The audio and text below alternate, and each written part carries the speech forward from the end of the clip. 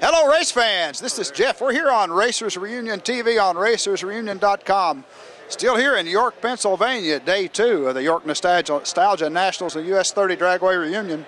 And you're going to like this one now. My guest with me right here is the one and only Bill Grumpy Jenkins. Grump, how you doing, buddy? Well, I'm getting old, same as everybody else. Yeah, you don't appear to be getting old. Yeah, good for you.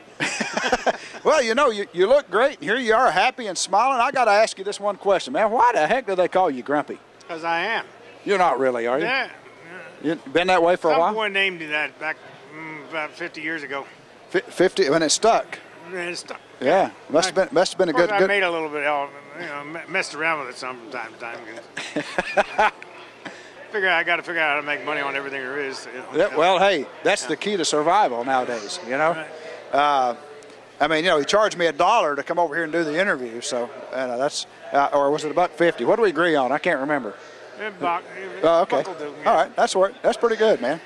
Well, it's been the first time that we've had an opportunity to sit here with you and talk to you, and I would like for you, if you would, tell us when you started in drag racing, man, and why. What tripped your trigger? What got you going? Well, it depends on which form you're talking about.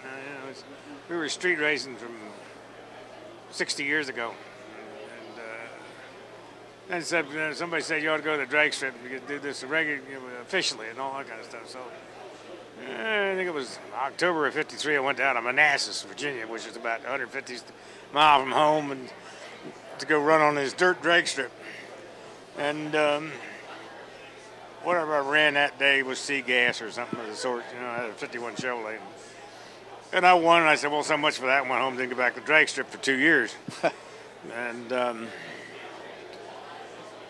but when the 55 Chevys came out, it was a whole new thing that opened up.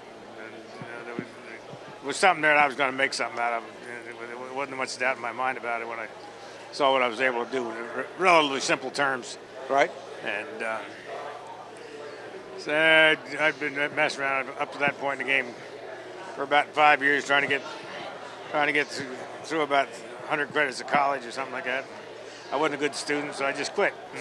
Went to work, set up a business, and the business has been going since 1955. Awesome. Yeah. Awesome. What do you think? You know, you've seen a lot of changes over the years and drag racing and caused a lot of them. What do you feel like was the most important period in drag racing since you've been through it all? Well, the most important period, or the most relatable period, was probably from the beginning in the 50s through about 1975, about a 20-year period in there when most of the stuff related to something, it was in a manner of degree speaking, it was a marketing element for different kinds of cars and for different kinds of personalities to buy them, different applications for what there was there to be bought and used. You could buy the car and go race it. You knew what you were looking at when you saw the car out there at a racetrack.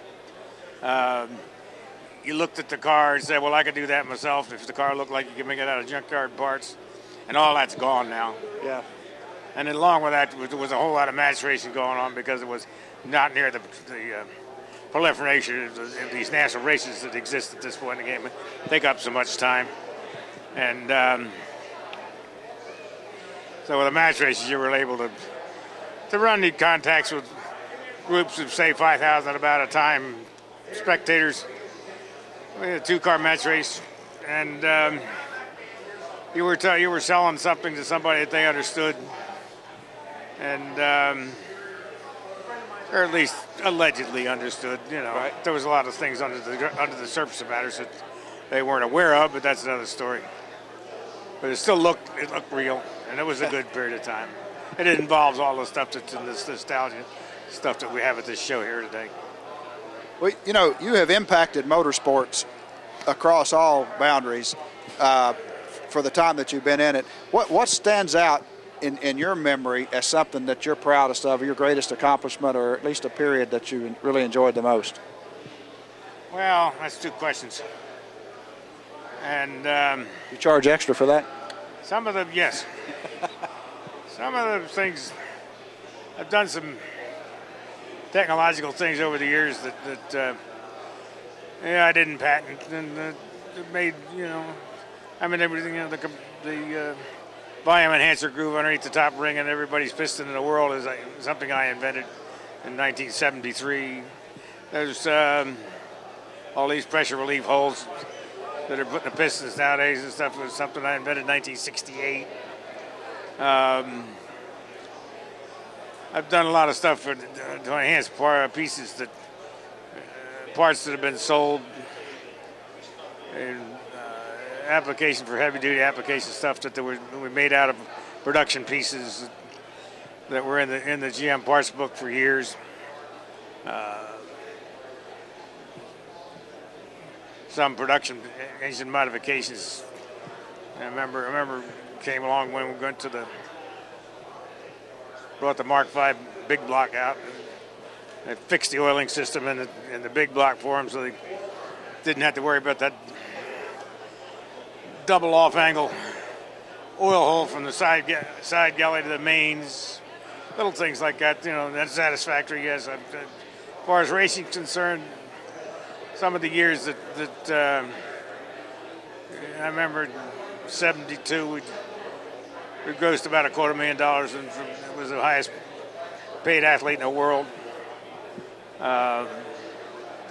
Plenty of years that in parallel with the drag racing and development and mass racing, things like that I'd make $400,000 in racing. I built my building I work out of right now and bought the land and everything, you know, with mass race money. You know, it's been a good life to me. Yeah, I'll tell you what, it's been a good life. Your life's been good for us too. We've certainly enjoyed it, and we appreciate the contributions that you've made to the sport and all sports. And I certainly appreciate you taking the time to come over and speak with us. I thank you so much for that. You're welcome. Smile for the camera, right? Thanks, man. I appreciate it.